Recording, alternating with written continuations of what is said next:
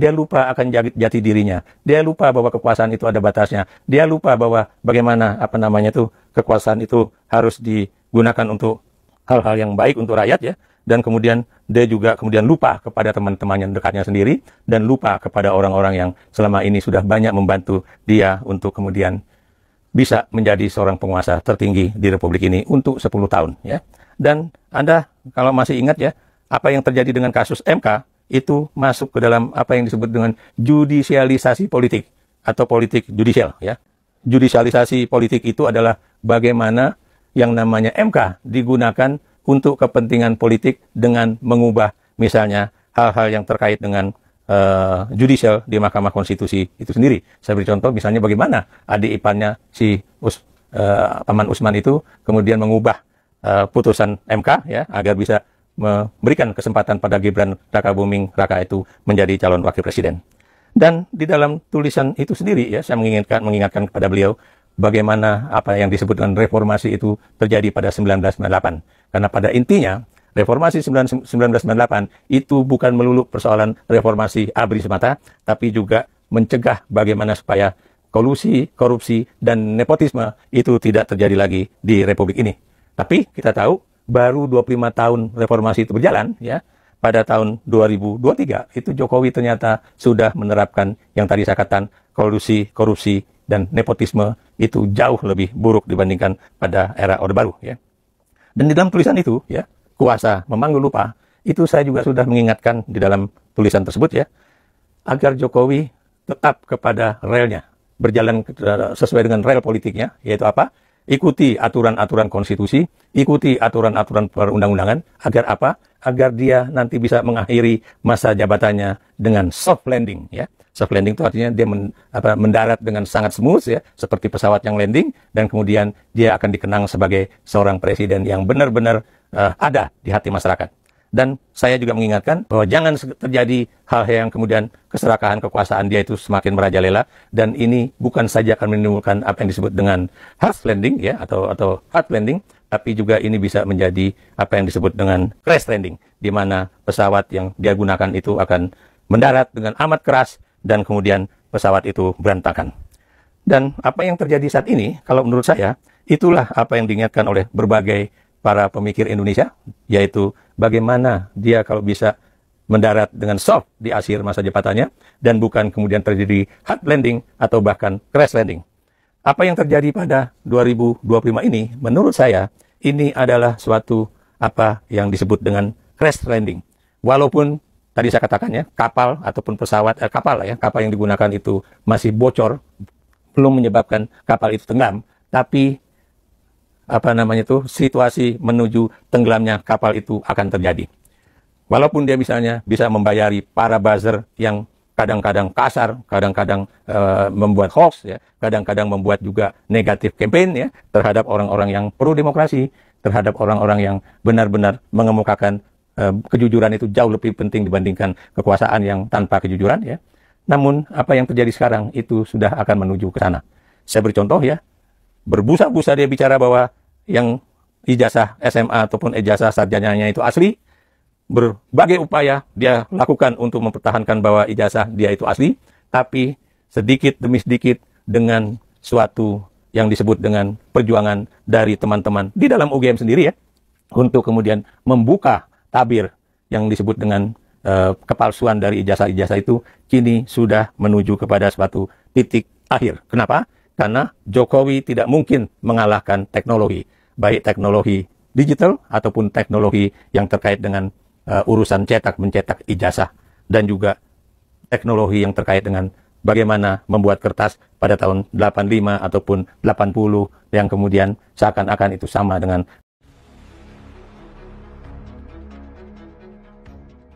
daerah kan gitu.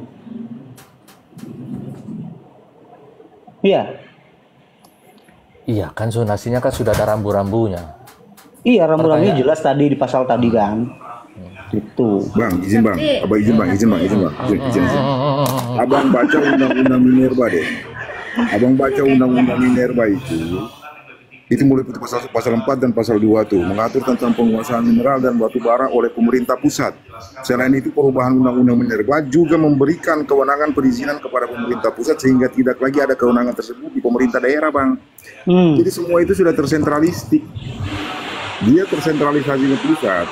Jadi kewenangan daerah itu untuk memberikan izin itu seperti yang tadi Abang bilang, ada pendekatan otonomi itu sebenarnya sudah nggak bisa lagi. Tadinya kan undang-undang yang memberikan kewenangan secara otonom itu memberikan izin kepada daerah untuk mengelolanya sendiri. Nah, dia menentukan A, B, dan C lah, terutama kaitannya dengan perizinan. Tapi kemudian pasal-pasal itu kemudian dianulir, gitu. Dianulir. Nah ini kan terjadi antinomi.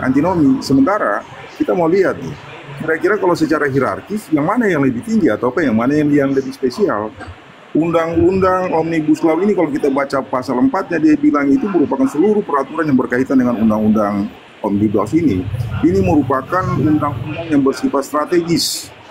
Nah, kalau pasal strategis ini seolah-olah dia memberikan interpretasi bahwa ya undang-undang ini merupakan undang-undang yang sifatnya spesialis. Seolah-olah begitu, gitu loh. Inilah yang jadi masalah. Ketika satu undang-undang dikeluarkan, undang-undang yang lain itu nggak dirapikan dulu. Jadi kan terjadi dua norma nih, norma yang saling berbenturan, terjadi antinomi di sana. Lalu pemerintah pusat ini menggunakan undang-undang Omnibus Law ini untuk menjalankan kebijakan, untuk kepentingan politik hukumnya, kebijakannya dan sebagainya. Ya, ini yang jadi masalah. Gitu loh. Jadi kalau kita masih bilang ini masih ada di masih ada kewenangan di daerah dan sebagainya, itu nggak ada lagi. Saya contohkan itu yang kemarin di TIK 2 ini. TIK 2 itu kan pemerintah Banten itu sama sekali dia cuman tukang cap aja. Izinnya nggak ada gitu loh. Izinnya itu pada pusat. Karena itu proyek strategi nasional. Jadi dia nggak bisa sama sekali masuk, apalagi untuk kemudian diintervensi dan sebagainya itu nggak bisa. Nah, legalisasi tindakan dari pusat itu yaitu ada pada undang-undang Omnibus ini. Kira-kira lah begitu dari saya. Saya mohon maaf ini saya mungkin kalau kita berbeda mohon maaf ya. Kebetulan saya juga dari Timur. Saya sekalian closing down dulu nih. Ya, thank you semuanya ya. Iya Pak, salam hormat Pak. Ya, salam hormat.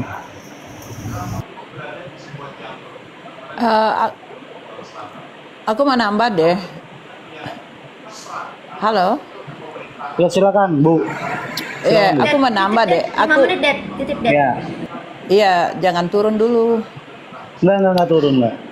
Iya, aku mau menambah. Kan Menteri Bahli sampaikan, kan rakyat ngamuk nih. Menteri Bahli sampaikan, ini kan untuk otonomi khusus. Memangnya dari dulu Papua itu tidak dapat otonomi khusus? Itu aneh loh.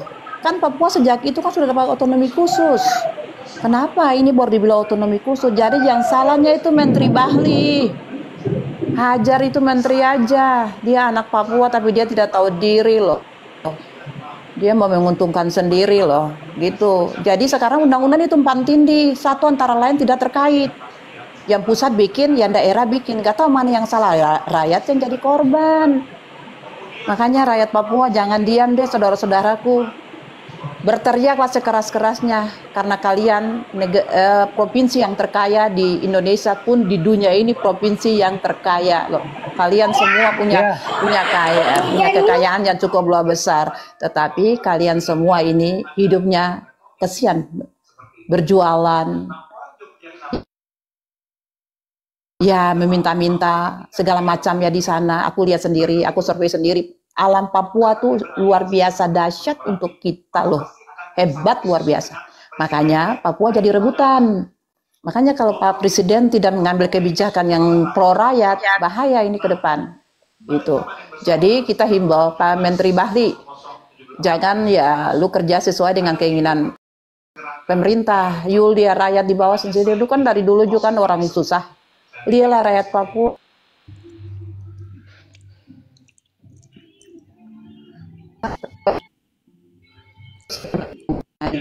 Aku orang Maluku Timur termiskin. Kenapa? Karena aset kita. Oke, lanjut.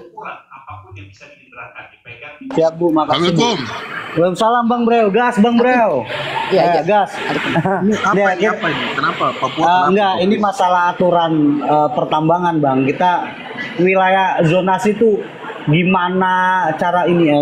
Jadi bukan spesifikasinya bukan menyerang salah satu pihak, tapi duduk perkara yang elok, yang beretika dan berkeadilan itu gimana sih? Adu undang-undangnya gitu. Saya coba. Ya kan itu apa masalahnya? Masalahnya di mana dengan aturan? Kan orang sudah Iya, gara-gara tambang nih Bapak, tambang nih. Kenapa sampai tambang itu bisa dibuka di Pulau Gaeb itu? Pada ada banyak pulau yang kosong juga seperti itu. Pulau itu kan pulau destinasi, pulau Siapa yang bilang? pariwisata ya Siapa yang kita bilang? yang bilang kan. Kita yang bilang lah. Udah pernah ke sana? Iyalah, lah aku ini kan orang Papua. Di sebelah mana itu yang ditambang, destinasi wisata yang sebelah mana yang ditambang? Pulau Gaeb kan. Mana ada Pulau Gap di sana?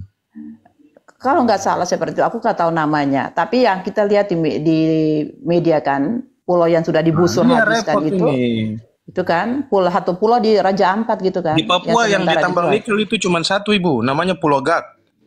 Dan Iya, itu Gak, bukan Gak. destinasi wisata. Siapa yang bilang itu destinasi wisata? Lah itu kita kan lihat dari rakyat Papua yang menyampaikan Dan Papua apa? seperti Saya itu di punya media. keluarga besar di Pulau Gak. Aku nggak ngerti sih. Yang penting kita lihat di media. Ini kenapa hampir Nah, ini yang saya bilang. bersuara. Terus Ini orang-orang gimana, Bapak? dibodoh-bodohi dengan media aja. Terus gimana? Menurut Bapak gimana? Pulau Apakah Gak itu itu bukan bagus? destinasi wisata. Orang yang datang destinasi wisata itu Pulau Wayak, Pulau Painemo. Mana ada di Tapi dia Gak orang destinasi wisata? Dia posisi di Raja Ampat kan? Ya semua memang itu satu kabupaten, Raja Ampat. Tapi orang datang itu di Wayak, di Painemo, di Misol, bukan di Pulau Gak. Tapi itu tidak pencemaran di lingkungan sekitarnya, Pak. Pencemaran alam lingkungan di yang laut. mana? Di laut. Ya kalau orang nambang memang bagaimana? Nah itu pencemaran Orang laut kan? orang loading di tongkang ya memang ada tanah merah. Jadi Bapak mau ya bagaimana? Tambang itu jalan terus atau Bapak mau ya Iyalah. bagaimana? Kami orang kampung mau kerja apa kalau di stop? Memang kalian mau kasih makan kita?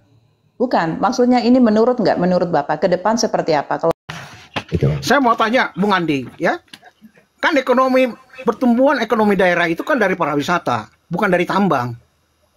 Dengan bertumbuhnya pariwisata itu, kemudian diajar di situ tentang skill bagaimana melayani tamu yang tidak bersekolah pun dilayani dengan baik. Maka sekarang lihat, bahkan di Jakarta pun nol sekarang pariwisata itu, nggak, akhirnya mall apa semua turun. Nggak ada, nggak produktif. Nah, tetapi oleh karena itu, mari kita kita angkat tentang perusakan lingkungan dan sebagai tema kita di sini supaya menjamin pariwisata. Tambang itu nggak ada gunanya bagi setiap orang kalau tidak hanya di situ yang skill, yang unskill lebih banyak di Indonesia. Begitu ya, makasih ya. Oke.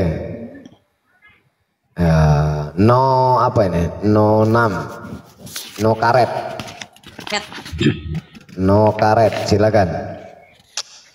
Ya, selamat pagi, assalamualaikum. Waalaikumsalam, selamat siang Bang. Udah siang ini Bang. Mungkin bangunnya tadi kesiangan kayak. Ya. Iya, kalau lihat masalah Raja Ampat ini ya memang gimana? Ini kan sebetulnya ya Raja Ampat ini memang harusnya itu daerahnya masih alam, jadi sebaiknya untuk wisata kan begitu. Cuman apa ya, kalau di Papua itu memang di Raja Ampat itu banyak tambang gitu loh, baik tambang berizin, tambang liar, banyak di sana. Nah, ini yang rame-rame itu yang di Pulau Gak tuh nikel. Nah, artinya bahwa malah yang punya di Pulau Gak itu malah resmi karena punya Antam. Secara teori perizinan dia benar gitu loh. Jadi satu sisi permasalahan itu pengertian liar enggak kan berdasarkan izin. Namun demikian kalau namanya kerusakan apapun itu ada izin apa enggak itu kan tetap merusak karena kan Iya, bisa mengambil- dibatalkan sewaktu-waktu. Di dalam sebuah perizinan itu apabila terjadi kesalahan dalam mengeluarkan perizinan, ada konflik ataupun komplain di kemudian hari, maka sewaktu-waktu bisa dibatalkan. Itu perizinan, Bang. Ya, lanjut. Ya memang Bang. betul benar. Makanya kalau sekarang lagi rame-rame saya pikir ya masih bagus lah. Artinya sekarang bisa terpantau sehingga bisa untuk diantisipasi untuk langkah berikutnya seperti apa kan begitu. Sepakat. Memang seperti itu. Kalau tambang memang Papua itu daerah tambang kan begitu. Nah memang khusus Raja Ampat itu memang daerahnya masih alami. Gitu. Betul. Makanya Sangat disayangkan sekali kalau ini sampai rusak, ya kan? Ya sebetulnya sudah bertahun-tahun gitu loh. Cuman baru ramenya kan hari ini aja kan begitu. Iya, Jadi, sudah 8 tahun. Kalau saya nengok izinnya yang berizin ini yang jelasnya sudah 8 tahun, 2017 keluar izinnya. Itu malah sebelumnya itu sudah ada gitu loh. Sudah ada. Enggak, yang diributkan Terakhir. yang jadi tema kita sekarang ini 2017 perizinannya itu saya yang saya lirik di situ dulu. Ya, jadi begini, sebelum Antam ambil alih itu ada perusahaan lain yang sudah berdiri di situ. Antam beli berapa persen sampai terakhir 2000 yang Os katakan tadi 100% punya Antam kan begitu. Berarti sebelum Antam itu 2000 berapa, Bang? Itu- Kalau punya data, Bang, tolong, Bang. Saya enggak, kebetulan saya itu tinggal di Kota Sorong, jadi cuma 1 jam aja ke Raja Ampat kan begitu. Nah, itu jadi memang harapan saya kan begini aja lah, artinya bisa nggak ini kalau pusat, artinya bahwa untuk wisata daerah Raja Ampat jadikan spesial wisata sehingga apapun bisa menjadikan sesuatu yang masih alami gitu loh. Seperti itu. Memang wisata di Raja Ampat itu biaya tinggi karena di situ ribuan pulau gitu loh. Jadi kalau kita wisata itu dari satu pulau ke satu pulau. Nah, yang menjadi mahal kan minyaknya, minyak spitnya itu kan begitu. Sehingga kalau wisata itu kalau Indonesia mampunya paling 3 hari dia. Di atas itu kayaknya nggak mampu karena Iya, betul. Iya. Betul. 2 malam dia, dua day kalau 2 One Day day aja, 3N One dia. Day itu sekarang 1,5 atau 1,7 itu One Day itu pun minimal 25 itu Iya. orang. 25 orang, betul, Bang. Seperti itu. Nah itu pun kita nggak bisa maksimal karena kalau itu paling ada 5 spot umpama. Nanti faktanya kalau One Day itu cuma 3 spot karena kan situasi angin yang akhirnya Betul. Cuaca saat itu juga bisa menghambat. Iya. Ya. Nah kalau sekarang jadi ramai itu bagus, artinya bagus. Sekarang pemerintah punya satu kesepakatan, suatu kebijakan yang sifatnya itu bahwa Raja Ampat itu usahakan dijadikan murni wisata kan begitu. Karena apa? Betul, Bang. Sepakat saya, Bang. Karena saya malah sibuk gimana caranya bisa masuk ke Raja Ampat. Saya sibuk mencari peserta turnya. Siapa nih yang mau ke Raja Ampat? Karena Lombok, Bali itu udah biasa bagi saya. Nah, tetapi saya Raja Ampat memang belum pernah saya membawa tur.